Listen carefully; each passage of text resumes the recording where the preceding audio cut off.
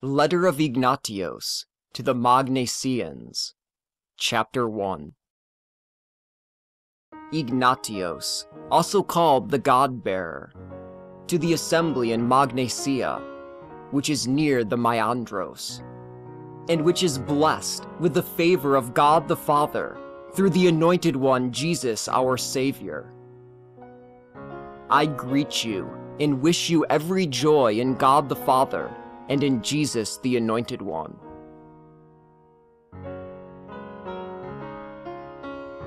I have learned of the perfect order of your love toward God. And so, it is with great joy in the faith of Jesus the Anointed One that I have decided to address you. For as one who had been deemed worthy of a name so dear to God, I sing, in the chains I bear about with me, the praise of the assemblies. I pray that the assemblies may have unity in the flesh and spirit of Jesus the Anointed One, who is our everlasting life. A union in both faith and love, which is to be preferred to everything else. But, above all, union with Jesus and the Father, through whom we shall attain God, if only we endure and escape from the wanton attacks of the chief of the age. Therefore, since it was possible for me to see you in the person of your God-worthy overseer, Damas, and the worthy elders, Basos and Apollonios, and my fellow slave, the minister Zotionos, may I continue to have joy in him, because he is obedient to the overseer as to the favor of God, and to the elders as to the law of Jesus the Anointed One. But it also ill becomes you to take advantage of the youth of your overseer. Instead, you should show him all respect in accordance with the power of God the Father. This, I understand, even the holy elders do. They take no advantage of his youthful appearance. Instead, they yield to him as to one who is mindful in God. But of course, not merely to him. Instead, to the Father of Jesus the Anointed One, who is the overseer over all. Therefore, to the honor of him who loves us, you must obey without any insincerity. Because in this case, one does not so much deceive the overseer, who can be seen, but instead seeks to outwit the one who is invisible. But all such conduct must not be accounted to flesh, but rather with God, who knows our hidden thoughts.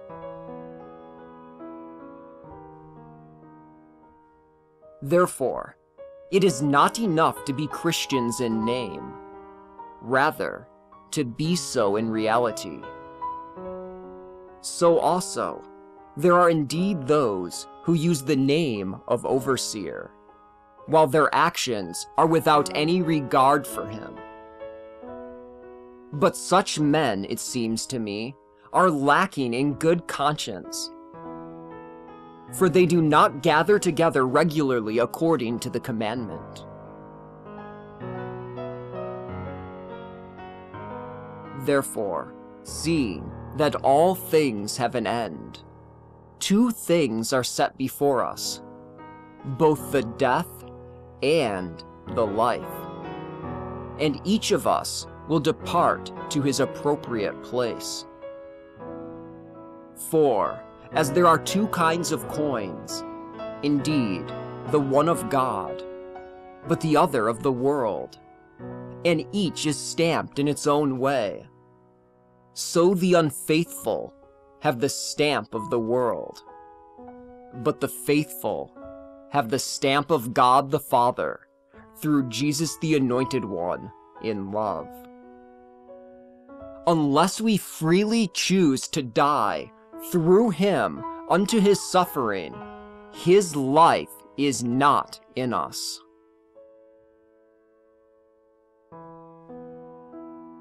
Chapter 2. Therefore, in the persons which I have previously mentioned, I have beheld your whole multitude in faith and love. And so, I exhort you to be careful and to do all things in the harmony of God. The overseer presiding in the place of God, and the elders in the place of the congress of the envoys, and the ministers, who are so dear to me, are entrusted with a ministry of Jesus the Anointed One, who before the ages was with the Father and appeared to us at the end. Therefore, let all of you respect one another in conformity with God's will. And let no man regard his neighbor with eyes of flesh. Instead, in Jesus the Anointed One, love one another at all times. Let there be nothing among you to divide you. Instead, be united with the overseer and with those who are set over you, so that you may afford a model and teaching of incorruptibility. Therefore, in the same way that the Lord, being one with the Father, did nothing, either in his own person or through the envoys, without the Father, so none of you should do anything without the overseer and the elders. Nor should you try to make something out to be reasonable, merely because it seems so to you personally. Instead, let there be one prayer, one petition, one mind, one hope in love, in blameless joy, which is Jesus the Anointed One, who is the most excellent of all. All of you, hasten together as to one inner sanctum of God, to one sacrificial altar, to one Jesus the Anointed One, who proceeded forth from one Father, and in whom he is, and to whom he has returned.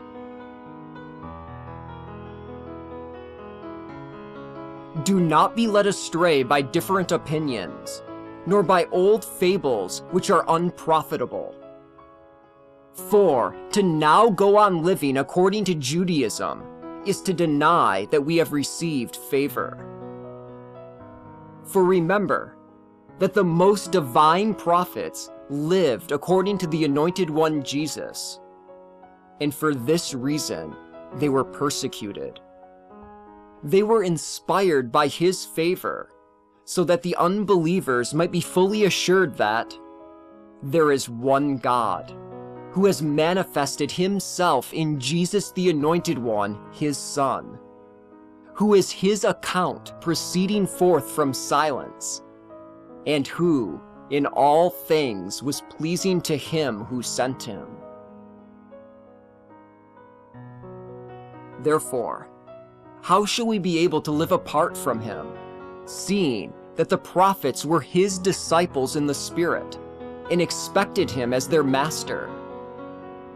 And that those who were brought up in the old order have come to a newness of hope. They no longer observe Sabbaths.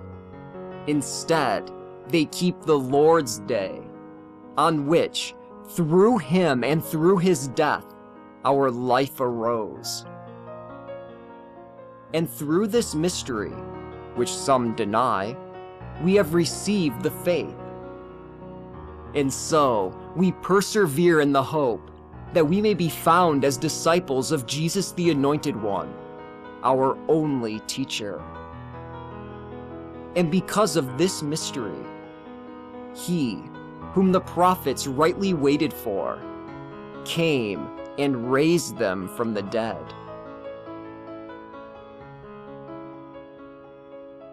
Therefore, let us not be ungrateful for his kindness.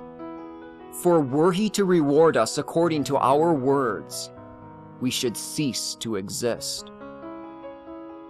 So, let us become his disciples. Let us learn to live a life that Christianity calls for. For no one with any other name than this can belong to God. Therefore, put away the bad leaven, which is old and stale, and be converted into the new leaven, which is Jesus the Anointed One. Be salted with him, lest any one of you should be utterly destroyed, since by your scent will you be judged. It is unsuitable to preach Jesus the Anointed One and to practice Judaism. For Christianity did not believe in Judaism, but instead, Judaism in Christianity. It was in this that every tongue believed and were gathered together in God.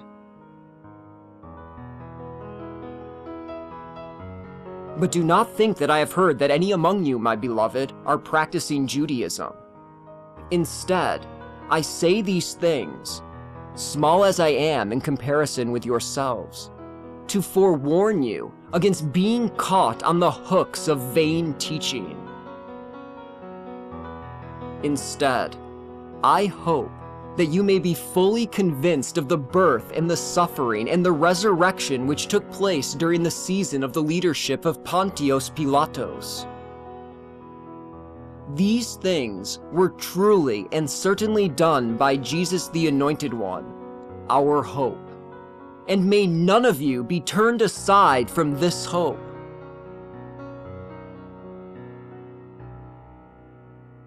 Chapter 3. If only I am worthy, I hope I may have joy in you in every way. For though I am in bonds, in comparison with any of you who are at liberty, I am no one. I know that none of you are conceited, for all of you have Jesus the Anointed One within you. And when I praise you, I know that you reprove yourselves more than ever, because it is written, "The righteous man is his own accuser."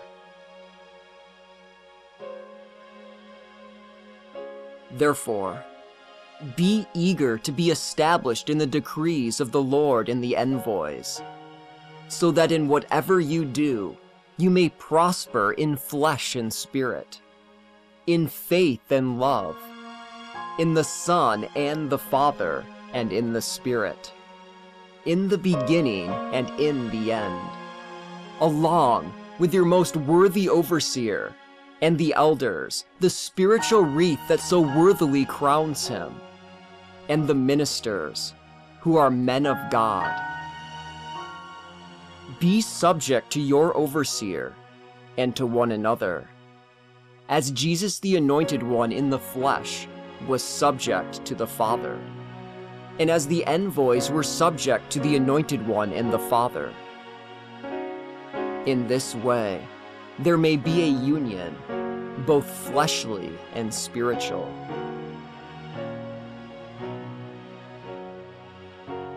I have exhorted you briefly, because I know that you are full of God. Remember me in your prayers, so that I may attain God, and also the assembly in Syria, from where I am not worthy enough to derive my name. For I need your united prayer and love in God, if the assembly in Syria may be deemed worthy of being bedewed by your assembly. From Smyrna, where I am writing to you, the Ephesians salute you, and they are with me like yourselves, for the glory of God, and have been an unfailing consolation to me.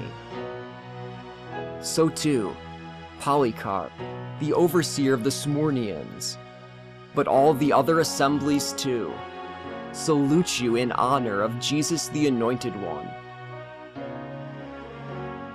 trusting that you may remain in the harmony of God, possessed by an unwavering spirit, which is Jesus the Anointed One. Farewell.